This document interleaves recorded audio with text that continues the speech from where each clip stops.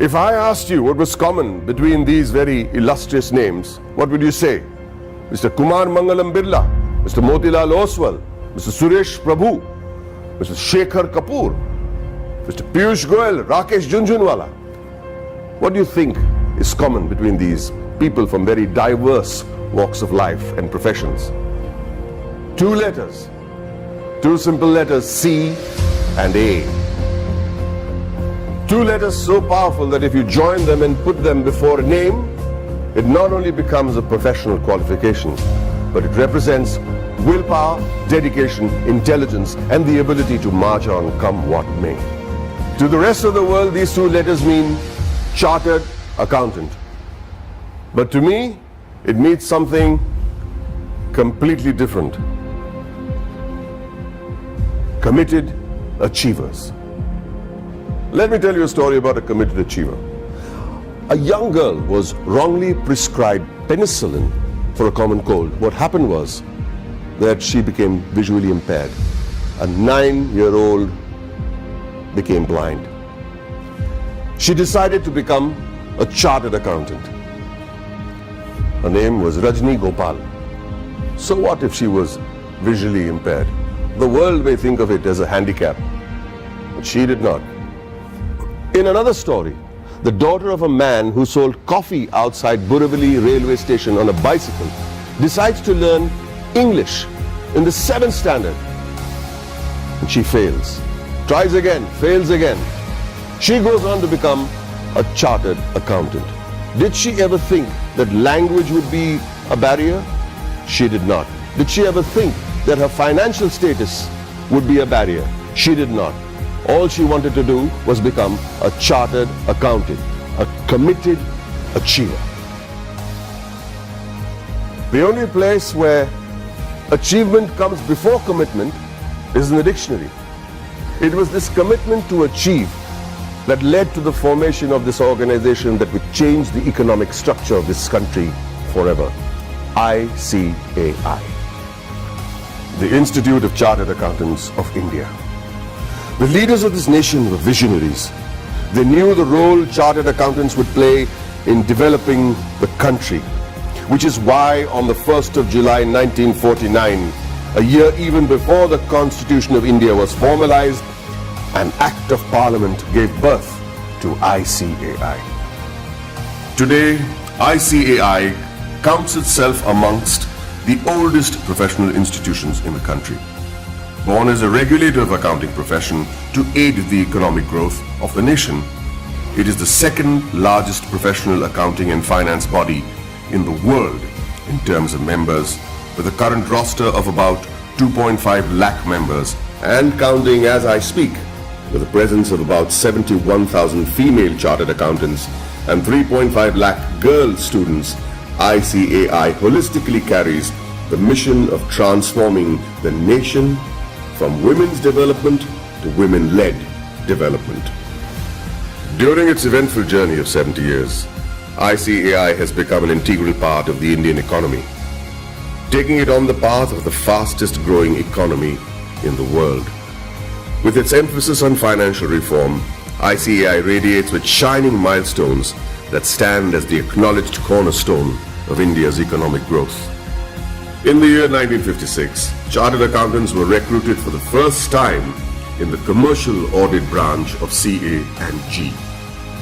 Many of you may not be aware that many accountants were part of the Indian freedom struggle, like First Lady Auditor C.R. Sivabhogam, who participated in non-cooperation movement on the call of the father of our nation, Mahatma Gandhi ji. She was also imprisoned for a year. Recognizing ICAI's strong regulatory framework, the High Courts acknowledged Council's strict disciplinary mechanisms in 1961. In 1964, the Council of the ICAI submitted its pre-budget memorandum for the first time.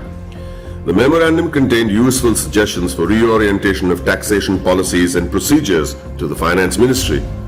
The process was so helpful that it is being practiced ever since.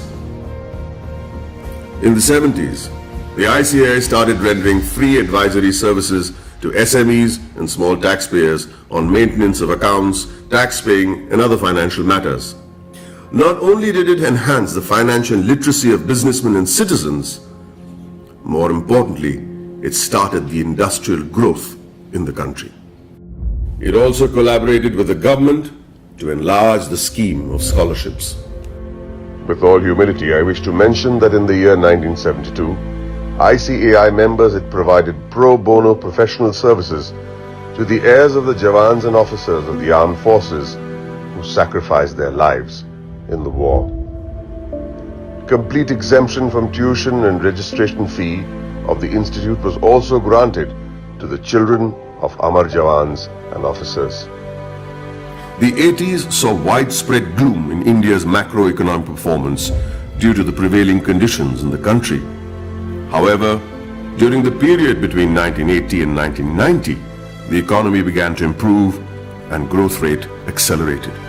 The government appointed CA members on various committees like boards of public sector undertakings and nationalized banks. The government also appointed ICAI as an expert and independent advisor on company law, fiscal and various other committees. The corporate sector, the public sector corporations, cooperative societies and public trusts were brought under the accounting discipline by legislation.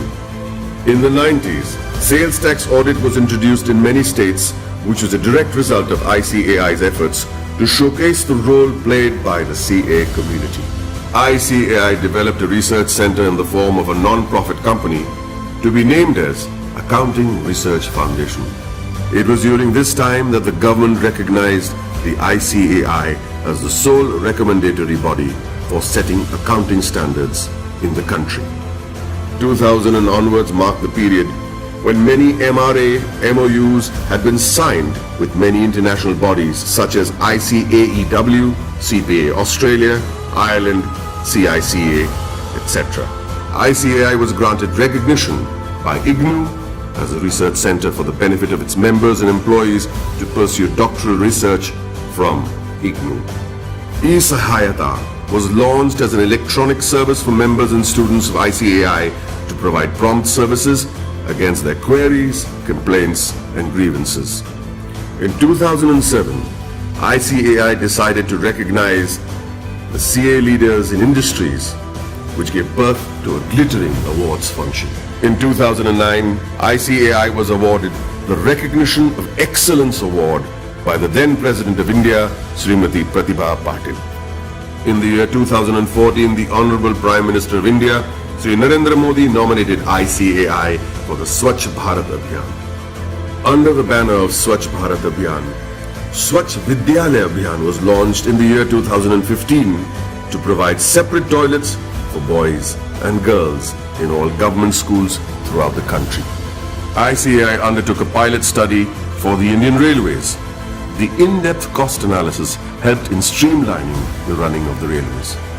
Considering the importance of the legislation, namely black money, and the imposition of Tax Act 2015, CBDT decided to go all out and conduct workshops with ICAI to clarify any doubt the assessees may have had.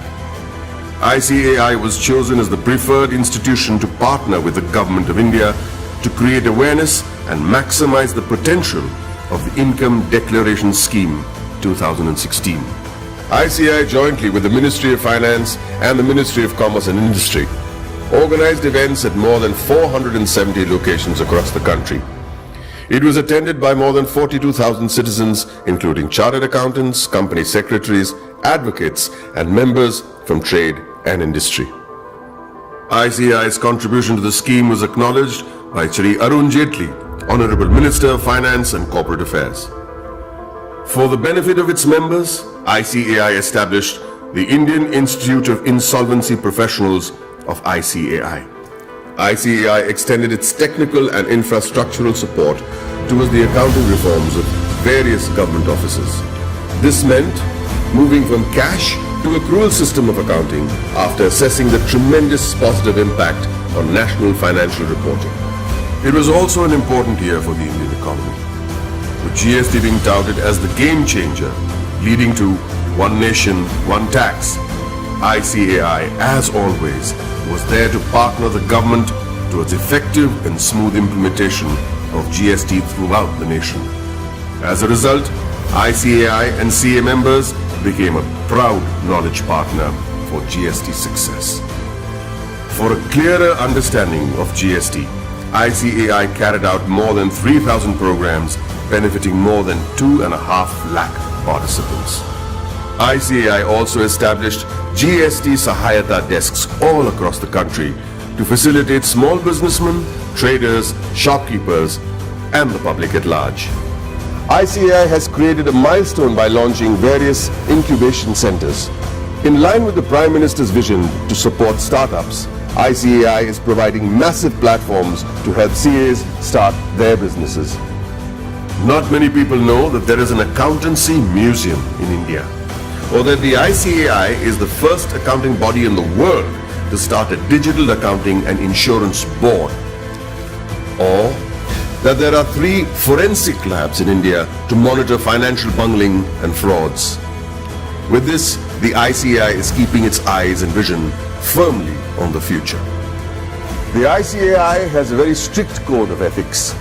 Its motto is taken from the Upanishads, Yayeshu Sapteshu Jagriti, which translates as the one that is awake in those that sleep. Here's to the guardians who stayed awake and protected us while the rest of us slept. I'd like to salute this institute for the work it has done in the past 7 decades and wish them the very best in the years to come.